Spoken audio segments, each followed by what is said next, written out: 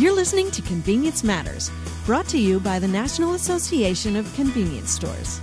And welcome. My name is Jeff Leonard. I'm with the National Association of Convenience Stores, and I'm joined by my co-hosts today. There are two of them. I'm John Eichberger with the Fuels Institute in NACS, and we got Donovan Woods here. Yes, good to be back, guys. And as usual, on Convenience Matters, we talk about matters related to convenience stores, and it matters to consumers because, as everybody knows, convenience matters. And everything we talk about here is designed to fuel either yourself or your car, because that's what convenience stores are. 24/7, we're the ones giving you power for everything you do in life. Speaking of cars, our guest today is Jay Ricker, and Jay Ricker wears multiple hats. He is involved with the Rickers Oil Company, Rickers Convenience Stores, based in Anderson, Indiana. Former chairman of Rickers, or current chairman of Rickers, former CEO. Don't get me out of that job. Yeah. And also chairman of the Fuels Institute, yep, and former chairman of NACS, among other. Sounds like I've been a chairman forever.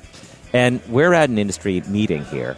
And so it's great to pull in people like Jay and talk about issues. I think we're really going to focus today on the role of fuels and how you see fuels playing out, having 30, 40 years involved in where you started in fuels and where we're going, particularly as your role as the Fuels Institute leader. Yeah, and that's kind of probably the first way to start this off is ask you, so you've been chairman of NACS, you have a business to run. Why did you agree to get involved in the Fuels Institute and ultimately take over the chairman? I mean, I'm assuming you have other things you could be doing, but you're deciding to actually volunteer some of your time to help us out with the Fuels Institute. Why would you do that? So I'm passionate about the industry. Obviously, we started out with a very small business and got in a much larger business. But one of the reasons that I'm passionate about the Fuels Institute is my son, who actually is the president of the company now, goes, man, what am I going to be selling for fuels in 20 years? And I go, I don't have to worry about it because it's going to be you. And he goes, well, now I think you need to take a better look than that. So obviously I do care. And as I left being chairman and sitting on the executive committee at NACS, I felt like that we did not devote resources towards looking down the road at what the fuels were going to be. And we all know there's a lot of stuff out there, but we need to be part of the solution on what new fuels are going to be, because we're going to be the ones that are logical to sell them down the road. So you started out and you had one store or even distributing before you had the store. And now you're thinking about not just electric, but hydrogen, autonomous vehicles, all kinds of crazy things that you couldn't have possibly imagined when you're just trying to start a business. Well, we didn't have ethanol in fuel. It looks like fuels are going to be liquid for the main part for the next 20, 25 years. I feel after being involved in the Fuels Institute, that's where our fuels are going to be. But what's that liquid going to be?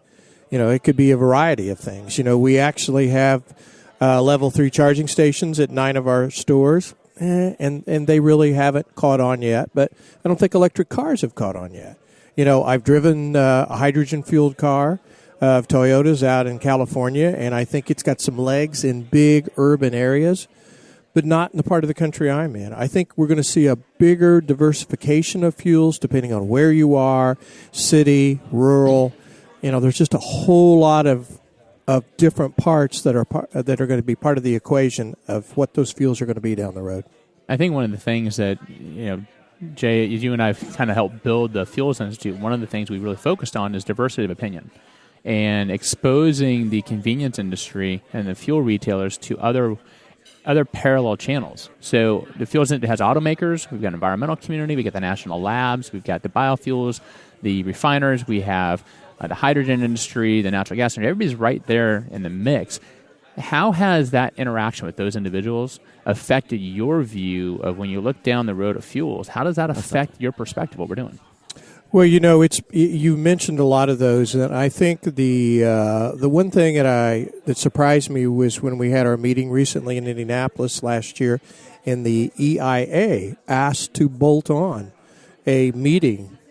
So it sounds to me like when that happens, the Fuels Institute has arrived. When you have a huge government entity like that wanting to be part of it, as far as all the different fuels, when you're with all these different groups. it just makes you think differently. You're exposed to other thoughts. But that works the other way, too, because when we were in Indianapolis at that one meeting, we had CARB. Well, I always looked at those people with, horns and tails, and, they were the bad guys. And CARB, of course, is the California Air Resources Board. Yeah, exactly. The environmental agency in California. And so we had a very robust conversation about, I was explaining what a retailer is and, and the issues that we have. And I think it made them kind of sit back and go, oh, I hadn't thought about that. But then they really didn't have horns and tails. They had some good questions, some good points of view. And so I think when you are in a collaborative setting like that, it really opens you up to thinking about different aspects of what fuel should be down the road. Jeff, I think what Jay just mentioned, the fact that these entities, a lot of the parallel industries and the government don't understand retail. One of the reasons NACS launched the Fuels Institute was to make sure that the convenience retail segment was being well represented at these agencies and in these meetings. And I'll tell you, since we launched the Fuels Institute the last couple of years, you mentioned the conference we did with DOE, I get calls from people all the time saying, are you going to be at this meeting? And if I'm not, they say, okay, that's going to be a miss. We need to have you there. Or if they have a conference call and Donovan and I aren't on the call, I get calls going, where were you? You have to be there. We have to have that voice. We've been put on, Fuels Institute has been put on advisory boards to government agencies. They're coming to our meetings as attendees, not just as speakers. We've really moved forward in terms of making sure that the retail channel of trade is getting full exposure to these other agencies and these other industries that are doing things that affect our market. And I think that's a critical objective, what we started with the Fuels Institute, and I think we've done a pretty good job of accomplishing that. Yeah, I don't think there's any question, when you put people in a room together that I've never been with, and John mentioned a lot of those, plus consumer groups, and there's other people coming and going. Just having the major automakers there, and Toyota has been there, since the very first day and has been very, very involved. It's just, we're helping shape our future down the road. We want to sell, and this was one of the comments that I made when I was talking about a retailer. I said, we don't want to just sell hydrocarbons. We're fuel agnostic. We want to sell what our customers want and for the vehicles that are out on the road. And I think that was an aha moment for them. And quite frankly, it's going to be done in a transitional way if we have to change drastically to some other kind of fuel. But, we're not really married to anybody in particular. You said what the customer wants. Exactly. And so, we had the Fuels Institute just celebrated our 3rd anniversary last month. Gosh, 3 years. We've been around 3 years now. And I think we've evolved tremendously from what we first envisioned. When we launched the thing, we thought we'd be doing studies on specific technologies, identify the fuel of the future is. And what we've actually started doing is much more holistic research to understand the consumer, to understand how the market is transitioning, to understand what will they be driving in 15, 20 years. And then once you start identifying what the market trends are, then you start identifying, okay, what technologies might be applicable. But I really think that the Institute has taken on a whole nother level of relevance because we're the only ones that I'm aware of really spending the time focusing on consumer attitudes and behaviors. And I think that's been a phenomenal thing. I know from Donovan's perspective, he's kind of his focus, and he and I have different focus. I'm very much the technical guy. I want to know the engines. I want to know the fuels. Donovan's really thinking at the more of the consumer attitude and stuff. And I think what we've been doing, that's been fantastic. That's the part I love the most. And Jay, when you talked about you've been with us since the beginning, from the NAC side right down to the Fuels Institute, how has it helped having your perspective when it comes to the types of research that we actually go forward with? Well, I think John hit a lot of it on the head just a minute ago. A lot of it is not just the fuels. It's what's happening out there with the consumers. As you're aware, we've got a case competition going on right now. Correct. And I just recently read through all of those cases. And, you got some really, really bright people. It's a who's who of high-level universities throughout our country, from Stanford to MIT to Duke to, and all of those different names. And they're looking at, well, is it going to be, how are Uber and Lyft going to change? What's a Zipcar going to change? Are people in large urban areas going to even own a car? Of course, those other vehicles, if they don't own a car, that they use on ride sharing are going to need a fuel. So, we're looking at all that. So it really kind of makes you look at things totally different. I'm so used to just thinking about what's the fuel going to be that we're going to sell them. But you really got to think about the other aspects. And I do still sell items inside the store. So, I want those people still to be at my store. So, it really makes you think very hard. I think that's a good point you brought up with the university case competition. A lot of those papers we got from the abstracts all the way to the finalist did not mention the C-store element. And that was a big surprise to me that they didn't even think that was a part of the entire puzzle that comes together. So I think it is important for the C-stores, as well retailers, as well as automakers, as well as the individual fuels themselves, those consumer groups, to be involved strictly because people need to know. It's great to think about autonomous vehicles. It's great to think about electric vehicles, but where are they going to be fueled? That's a part of that puzzle, very big piece. Well, I think also what's key with the Fuels Institute meetings is the idea of the tours.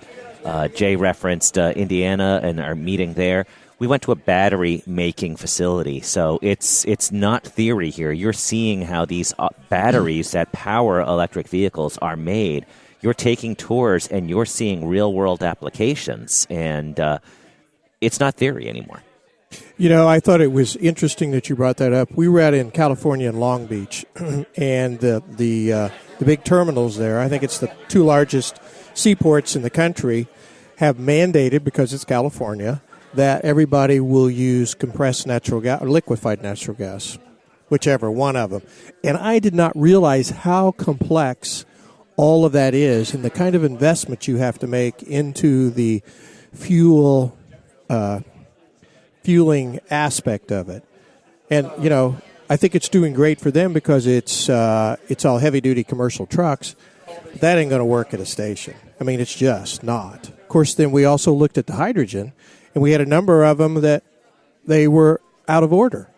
So I'm like, you got people from all over the country coming in to look at this, and they got, they aren't working. And I'm thinking, they're going to have to get the bugs out of their fueling infrastructure. The cars were great, but if you can't fuel them, what are you going to do? You're going to have to let it set. And speaking of the importance of communication so the right things happen, you were NACS chairman in 2010. You have a lot of stations that sell BP fuel. Few months into your term as chairman, we have the Deepwater Horizon oil spill. And we face the challenge of retailers like you and others who sell the brand really feeling some pressure from consumers who are saying, I'm mad at that guy selling that brand. And because we were able to tell a story well before that in how do we sell fuel, we were able to tell the story at the time. A lot of consumers really appreciated that we were having honest conversations. And I know overall, I think BP retail sales were down a few percentage points as opposed to almost half at some places when we had the Exxon Valdez. So you really played a pretty big role in the last few years in keeping communications going about fuels. Well, you've seen the result at your stations. Yeah, we were down not that much on sales, but, I think that's part of any business. You got to communicate with your consumers and your customers and let them know what's going on. And that can be in a lot of things. You might have something recalled. We're working on skimming right now, and we've been out in front of it. And I had a note from somebody the other day who said, I'm not buying my gasoline anyplace else but your stores, and I'm telling all my friends and my family that's where they need to buy it because you're protecting me and some of these others are not doing anything. Well, you talk about credit card and skimming and stuff. That's really an element of technology. Absolutely. And if you think about where we're going in the fuel retail industry, if you're not embracing technological changes, you're really missing out. And one of the things we focus on is the emerging consumer is much more attached to their smartphone than they are to their car. And the automakers know that, so they're starting to develop communications technology within the vehicle that keeps the consumer constantly connected to the personal communications device. Our industry, the convenience industry, needs to be focused on that. How can this industry tap into that connected consumer in their car to encourage them to come to your stores? And I think if we're not paying attention to that, staying on the cusp of technology, and I know Connexus is looking at that every single day. They just did a trip out to Microsoft to see what new technology opportunities may exist for the industry. And Connexus is the standards body that's a spinoff of NACS, and they help look at standards and help convenience retailers understand the marketplace related to technology. Yeah, and they do a lot of research and exploratory efforts to try to identify what are the emerging trends in technology that we should be embracing as an industry. What have you guys been doing? I know you have some electric charging stations, but what other things have you guys been looking at from a technological standpoint to take your brand to that next level, to really stand out against the competition? Well, I mentioned skimming, and we've actually had some software developed so that our doors on our pumps, when they're opened, alert us, and we know that somebody's tried to put a skimming device in there. Yeah. If it wasn't for technology, we wouldn't be able to do that. But I think you also, when you're inside the store, we have kiosks, so you don't interact with the person when you're ordering food. You're interacting with a made-to-order kiosk. And actually, sales are higher because we got some stores without it and some stores where we have people. We actually have better sales when we have the kiosk because you can't say, would you like extra sour cream? Would you like, you kind of turn people off. They're weary. But when they're doing it at a kiosk, they're doing it, and our sales are actually higher. Instead of being badgered, they go, hey, look, I have options. Right, exactly. And, of course, we're talking about sour cream, not on pizza, not on hamburgers. We're talking about on burritos. Yeah, and right. You have the burrito program, which is absolutely fantastic in your stores. I guess to sum things up and looking at technology, the idea is to use technology, whether it's at the pump or inside the store, and have incredible things happen that nobody knows anything about. They just know it's fast, it's cool, and your employees have enough time to spend time with their customers and have that cheers mentality. They know your name, they ask about your family, and they're less focused on getting an order right. Yeah, there's no question that people want the touch, and if technology can help you give that touch, you're going to be ahead and you're going to stand out. And I'll give you one more example that we've actually had children drag their parents into our restrooms because we have this very techy sink and dryer and soap dispenser all built into this chunk, and they're like, oh my gosh! So I've actually witnessed kids will go, Mom, you just got to come here and look at this. Now who would think a kid is going to drag the bathroom their parent into a gas station bathroom? Nobody. But we've delighted the customer, and they'll probably come back because the kid's going to go, hey, I want to go back there. It is amazing how often we ask people, what's the driving feature for selecting where you're going to go get gas? Bathroom. Clean Still, bathroom, yeah. If the bathrooms aren't clean and they aren't inviting and welcoming to the customer, then the store is going to struggle. It doesn't matter how much technology you put on the outside. If that bathroom isn't top-notch, you're not going to have the competitive edge, which I still find understandable. But with everything else we're putting into this industry, that's still the bedrock value proposition we can offer. So all your experience with fuels and where you're looking at where they're going, give us a prediction.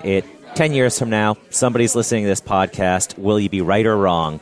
What will we see 10 years from now in the year 2026 at the gas pump or whatever it's called? Yeah, I don't know if we should call it a gas pump. Well, I do believe it is going to be a liquid. I think that a lot of it depends on the technology. The only one I see really taking a chunk of that liquid is the electric, if they can get batteries where they can hold a bigger charge. But I still think they're going to be backed up with some sort of a liquid fuel if they run out of range on their charging. So I really do think electric will be a bigger part of the picture. I do not think hydrogen will be everywhere. And I think, since they had the conversation, Cruz started it out in Iowa about ethanol. It's really not good for our environment. And I think there's a big change on that. I don't know. That it may not be ethanol that's in that fuel that we're so used to now. It may be something else. I think the discussion on ethanol has really taken a different direction in the last several years. The environmental community was a big supporter of the renewable fuel standard. But the environmental community really wants advanced cellulosic ethanol, not corn-fed ethanol. And we're still struggling on a technological breakthrough to get cellulosic ethanol to a cost-benefit positioned so we can scale it up and actually penetrate the market in meaningful volumes, we're still a little ways away from that.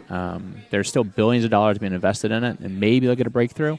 But it'll be interesting to see how that transpires. I think cellulosic ethanol is definitely a much more environmentally friendly option from the environmental perspective, but there's still a lot of push for that. So we'll see. It's going to be an interesting market development.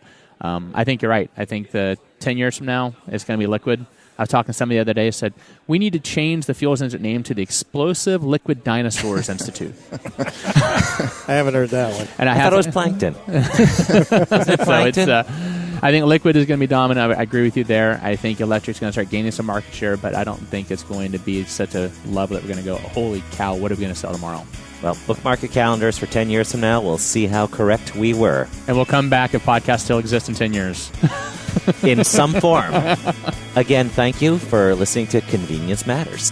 You've been listening to Convenience Matters, brought to you by NACS. For more information about the National Association of Convenience Stores, go to nacsonline.com.